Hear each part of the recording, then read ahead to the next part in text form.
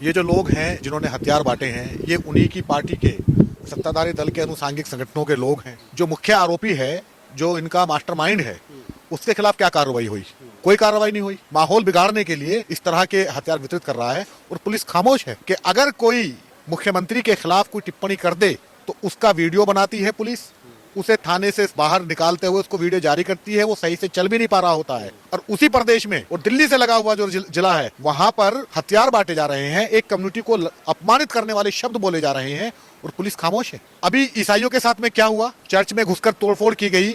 उस देश में, जिस देश का संविधान सभी को उसकी धार्मिक स्वतंत्रता देता हो, धार्मिक अधिकार देता हो, ये शर्मनाक नहीं है क्या? ये लोग अपने आप को ये दर्शाना चाहते हैं कि इस देश पे अब हमारा राज। हमारा मतलब ये एक पर्टिकुलर जो मानसिकता है कि उसका राज है और यहाँ जो भी कुछ होगा या हमारी परमिशन से होगा। हमारी परमिशन से नमाज होगी, हमारी परमिशन से चर्च में प्रार्थना होगी, हमारी परमिशन से गुरुद्वारे में गुरबानी होगी। ये सभी सत्ताधारी दल के अनुसांगिक संगठनों के लोग हैं। कहां से आ रहे हैं पैसे? कौन पैसे दे रहा है तलवार खरीदने के लिए? फरसा खरीदने के लिए किसने पैसे दिए हैं? कौन है वित्त पोषक इनका? क्या इन सवालों के जवाब नहीं तलाशे जाने चाहिए? कि इस देश में जब से भारतीय जनता पार्टी की सरकार आई, तब से हिंदुओं के अंदर ये डर पैदा करने की कोशिश की जा रही है कि तुम खतरे में हो। कमाल की बात है, सदियों से यहाँ पे हिंदू हैं इस देश में, अब खतरे में नहीं रहे। जब यहाँ पर मुस्लिम शासक थे तब हिंदू खतरे में नहीं रहा, जब अंग्रेज यहाँ पर थे तब हिंदू खतरे में नहीं रहा। अब भारतीय जनता पार्टी की सरकार आई है तो अब खतरे में है। जो संविधान सबको कहता है कि हम भारत के लोग, we the people of India, हम भारत के लोग, भारत के सिर्फ हम हैं। ईसाइयों को जोड़ेगा यूरोप से, मुसलमानों को जोड़ेगा मुस्लिम कंट्रीज से, अरब से।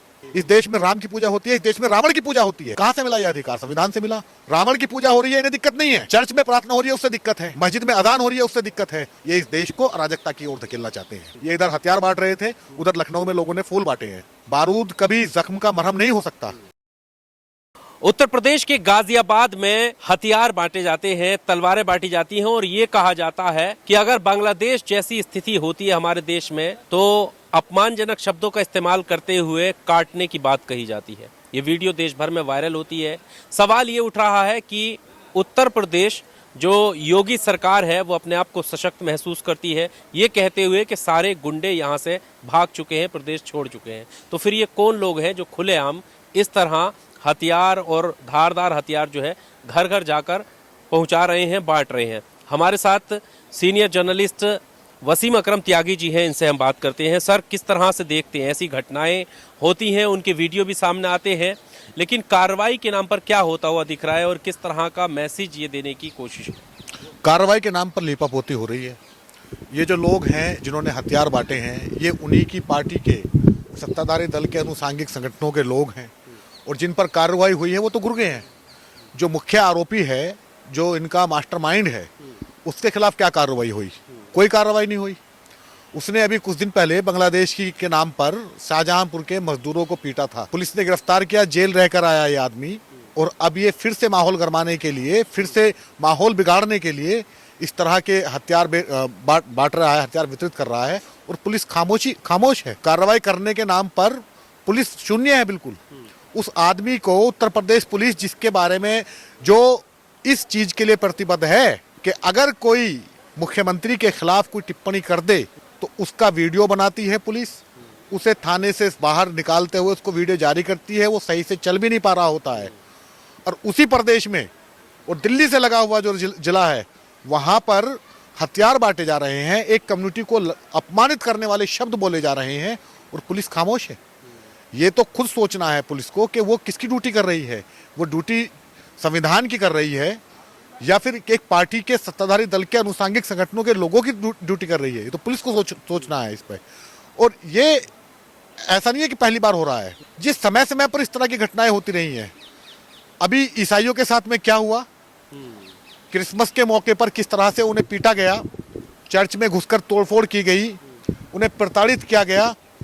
उस देश में, जिस देश का संविधान सभी को उसकी धार्मिक स्वतंत्रता देता हो, धार्मिक अधिकार देता हो, वहां पर इस तरह के कृत्य होना ये शर्मनाक नहीं है क्या? जिस दिन प्रधानमंत्री मोदी चर्च घूम रहे थे, उसी रोज उन्हीं के पार्टी के अनुसांगिक संगठनों के लोग चर्चों में जाकर के ईसाइयों को क्रिसमस नहीं मनाने दे रहे थे। कोई सोचिए, कोई त्योहार हो इस देश में और दूसरी कम्युनिटी के लोग आकर के आपके त्योहार को में बाधा डालें, आपको प्रताड़ित करें, तो आपको कैसा महसूस होगा?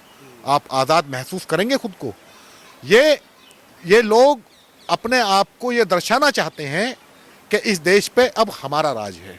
हमारा मतलब ये एक पर्टिकुलर जो मानसिकता है, कि उसका राज है, और यहाँ जो भी कुछ होगा या हमारी परमिशन से होगा।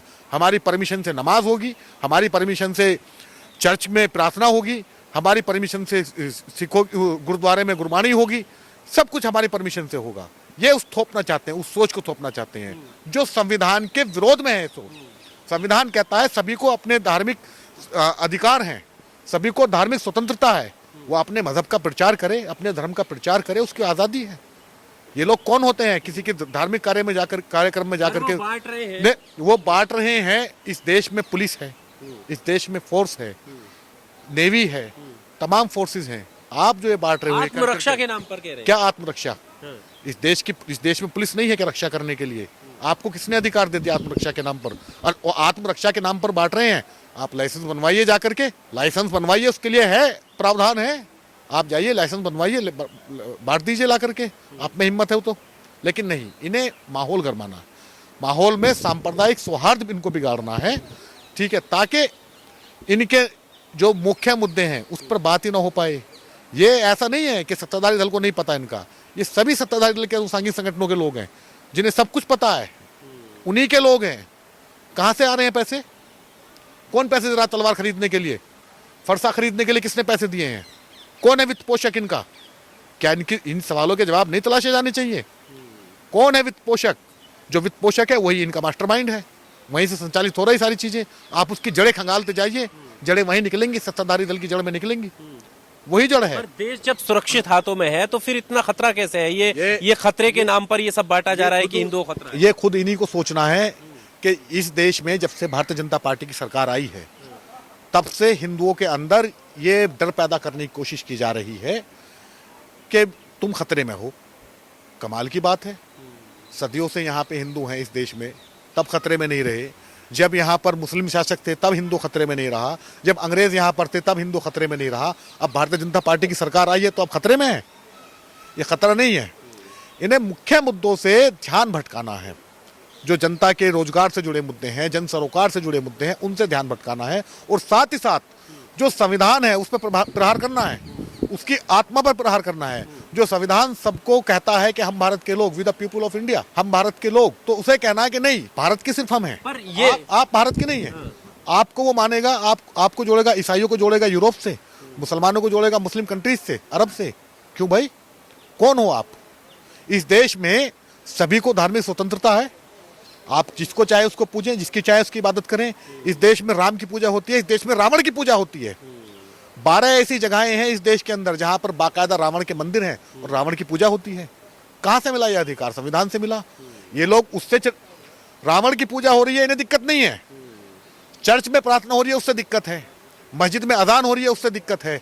कोई अपनी सोसाइटी में किसी हाफिज साहब को बुला ले बच्चों को तालीम दिलवाने के लिए, कुरान पढ़ाने के लिए, उससे दिक्कत है।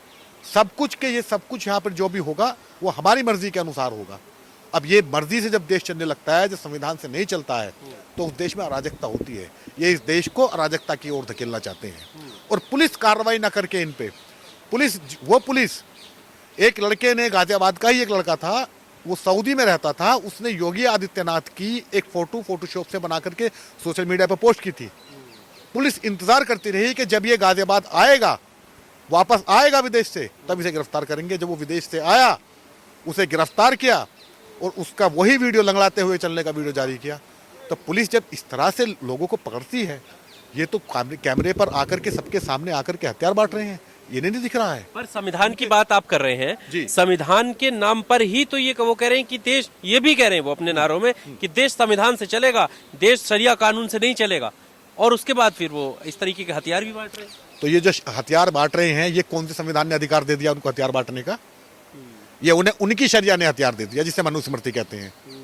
जो उनकी खुद की शरिया है, वहां से संचालित हो रहे हैं वो, वहां से वो जहर भर के लाए हैं।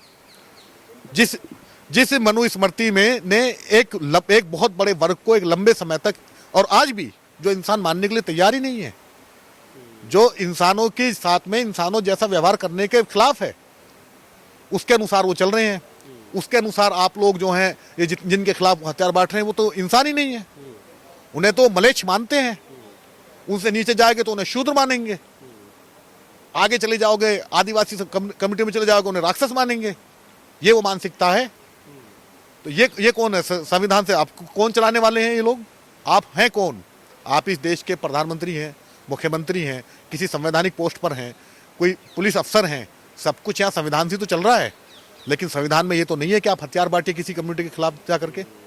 आप हथियार जो बांट रहे हो कि ये कहाँ से संवैधानिक अधिकार हो गया? इसी देश में हमने देखा कि हर बार ऐसा देखा जाता है, जब कांवड़ यात्रा पे फूल बरसाए जाते हैं तो मुस्लिम जो है फूल बरसाते हुए नजर आते हैं, सब कुछ करते हुए नजर आते हैं, भाईचारे की मिसाल देते हुए नजर आते हैं। मेरा सवाल ये है कि जैसे ये हथियार बांटे गए, लखनऊ से वीडियो आया कि फिर कलम और गुलाब का फूल बांटा गया, तो क्या लग रहा है कि इतना सब कुछ करने से ये जो नफरतें हैं वो खत्म हो जाएंगी, या योगी आदित्यनाथ जो मुख्यमंत्री हैं उन्हें कुछ पहल देनी होगी? देखिए, नफरत की जो उम्र होती है वो हमेशा कम होती है। नफरत ज्यादा दिन नहीं चलती। हमेशा जो रहता है वो प्यार रहता है, सद्भाव रहता है, सौहार्द रहता है। यहाँ तो घुटन हो जाए अगर ये इसी तरह की चीजें हर गली और मोहल्ले में होने लगे। लेकिन नफरत पे जो भारी नफरत का जवाब नफरत नहीं है, नफरत का जवाब मोहब्बत है, और वो करके दिखाया है लखनऊ में लोगों ने। ये इधर हथियार बांट रहे थे, उधर लखनऊ में लोगों ने फूल बांटे हैं। ठीक, क्योंकि उन्हें मालूम है कि नफरत से किसी का नहीं भला होने वाला। बारूद कभी जख्म का मरहम नहीं हो सकता, कभी भी नहीं हो सकता। तो उसका मरहम होगा ना, बारूद से मरहम नहीं इलाज नहीं हो सकता किसी भी चीज का। ये नफरत भर रहे हैं लोगों के जहनों में। एक बरेली की एक घटना है, एक महिला के घर में चोर घुसे थे, एक दाढ़ी वाला मुल्ला जी जाकर के उस महिला की जान बचाई, उसका थैंक यू बोल रही है। आप पूछिए जाकर के जिस कम्युनिटी के खिलाफ आपने हथियार बांटे हैं उन्हें बुला रही, लेकिन वो उसका इंसानी फर्ज था। ये एक इंसान के प्रति ड्यूटी है, ये कोई एहसान नहीं है किसी पे। उसने अब कोई ड्यूटी को निभा रहा है, कोई उस ड्यूटी से बगावत कर गया है, उस ड्यूटी को बगावत करके इंसान के खिलाफ लड़ाने की साजिश कर रहा है, जैसा गाजियाबाद में हो रहा है।